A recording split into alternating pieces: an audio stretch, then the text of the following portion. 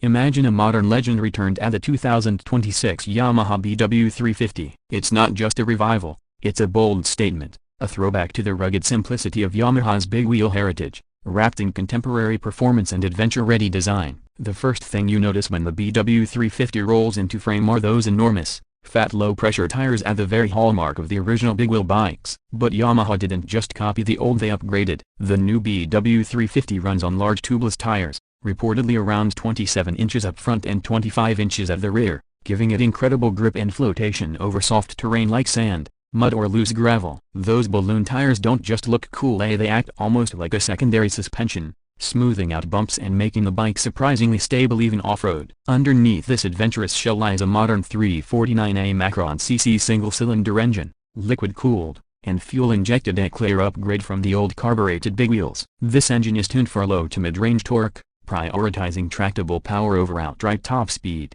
which is perfect when you're climbing hills, crawling through trails, or just riding mellow backroads. The transmission is a 6-speed, paired with a slipper assist clutch, helping manage engine braking and making the bike easier to handle, especially on tricky off-road descents. On the chassis side, Yamaha has clearly invested for real off-road capability. You've got long travel upside-down, USD, forks up front, reportedly around 43 mm, with up to 9 inches of travel. At the rear, there's a link-type monoshock that's adjustable, tuned to soak up larger bumps but still give you control. Combined with the fat tires, the suspension gives the BW350 a surprisingly plush ride even when things get rough. Ground clearance is high, and despite its tall posture, the center of gravity feels manageable, giving a stable feel in unpredictable terrain. Yamaha hasn't held back on modern convenience either. The instrument cluster is a digital LCD, showing speed, gear position, fuel, and trip info. Lighting is fully LED, enhancing visibility both off-road and on the street. There's even a USB-C port,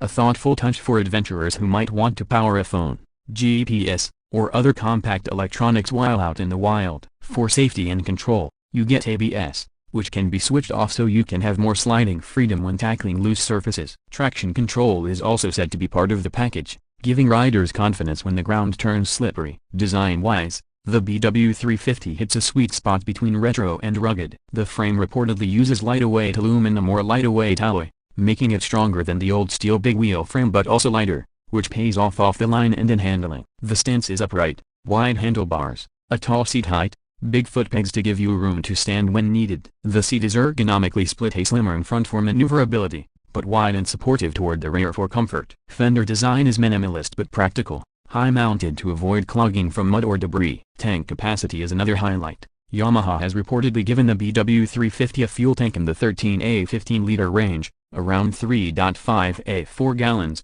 which means it can cover a fair stretch between fill-ups. For maintenance, the bike seems well thought out. Access to service points like the air filter and oil filter are made easier, which should be a big plus for adventure riders who want to service in remote areas. And for those who want to gear up for real adventure, there are accessory options, rear racks, side pannier mounts, underbelly guards, even auxiliary lights. On the weight front, reports suggest the BW350 comes in relatively light, somewhere between 150 and 165 kilograms. That's quite impressive, given its size and tire volume, and this lightness contributes to its nimbleness on trails and in tight terrain. One of the most compelling things about the BW350's unique selling points is that it's unapologetically built for exploration. While it's modern, it retains the spirit of the big wheel legacy: big tires, simplicity, durability. It's not about lap times or top speed, it's about getting off the beaten path, floating over difficult terrain, and enjoying the ride. For riders who want a dual sport machine that handles both dirt and city, the BW350 stands out because it strikes a balance,